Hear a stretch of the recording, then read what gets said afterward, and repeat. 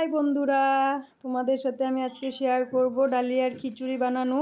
তো দেখো আমি প্রেসার কুকারটা বসিয়ে দিয়েছি। একটু গরম হওয়ার পর আমি সরষের তেল দিয়েছি মাপ মতো, তারপর গোটা জিরা, শুকনো লঙ্কা, তেজপাতা দিয়ে দিয়েছি। তারপর আমি মুসুরির ডালটা ধুয়ে দিয়ে দিলাম। আমার মাপ অনুযায়ী আমি দিয়েছি, তোমরা যেরকম খাবে সেরকম দিবে।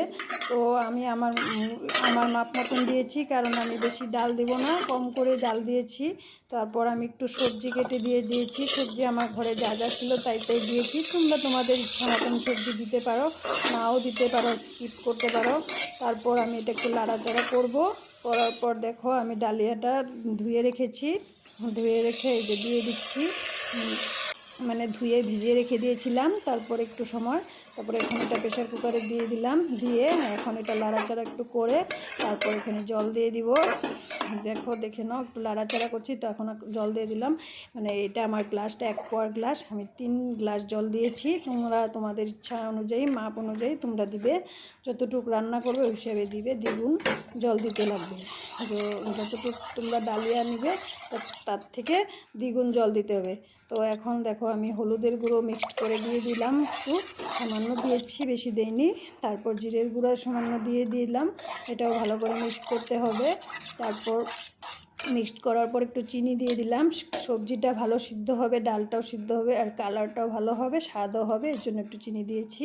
তারপর নুন দিলাম আর লঙ্কার গুঁড়ো একটু দিয়েছি কালারের জন্য। দিয়ে এটা ভালো করে মিক্সড করে এখন কাঁচা লঙ্কা দিয়ে এটা এখন প্রেসার কুকারের মুখটা লাগিয়ে আমি একটা সিটি দিব, কারণ ডালিয়া তো, এর জন্য এটা বেশি সিটি দেওয়ার দরকার নেই। ডালিয়া তো অত সিটি দরকার নেই, ওর জন্য আমি একটা সিটি দিয়েছি। তারপর আমার কাছে টমেটো ছিল না, তো এই জন্য আমি টমেটো সস আর ঘি লাস্টে দিয়ে এটা আমি ভালো করে মিক্সড করে সার্ভ করব। এর জন্য আমি ভালো করে এটা মিক্সড করব। এখন এটা দিয়ে দিলাম গরম গরম, দেওয়ার পরে মিক্সটা ভালো হবে, এর জন্য আমি গরম থাকতে এটা দিয়ে দিলাম। তো তোমাদের কাছে টমেটো থাকলে তোমরা টমেটো দিয়ে নিতে পারো। তারপরে এখন খালি খিচুড়ি তো খাওয়া যাবে না, তার জন্য একটা বড়া করব। এই বড়াটা হলো ক্যাপসিকামের বড়া। তো আমি এখানে আটার ময়দা মিক্সড করে নিয়েছি, হলুদের গুঁড়ো নিয়েছি সামান্য, আর সামান্য লঙ্কার গুঁড়ো নিয়েছি, আর সামান্য নুন দিয়েছি স্বাদ মতন। এখন এটা মিক্সড করে তারপরে এটাকে আমি একটা বেটার বানাবো। হ্যাঁ, বেটারটা এরকম করে বানাবো যাতে পাতলাও না হয় আর ঘনও না হয়। তোমাদের কাছে যদি বেসন থাকে বেসন দিয়েও বড়াটা বানাতে পারো, বা চাউলের গুঁড়া থাকলে চাউলের গুঁড়া দিয়েও বানাতে পারো। তো আমার কাছে দুটা ছিল না, এই জন্য আমি আটা ময়দা মিক্সড করে বানাচ্ছি।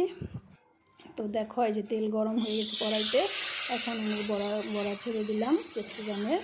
তো বেসনটা ভালো করে উপরে দিলে ভালো লাগবে, এই জন্য ভালো করে দিয়ে দিচ্ছি। এই যে আমার ক্যাপসিকামের বড়া হয়ে গিয়েছে। তো তোমাদের কাছে যদি ভালো লাগে তোমরা এইভাবে খিচুড়ি ক্যাপসিকামের বড়া বানিয়ে খেতে পারো।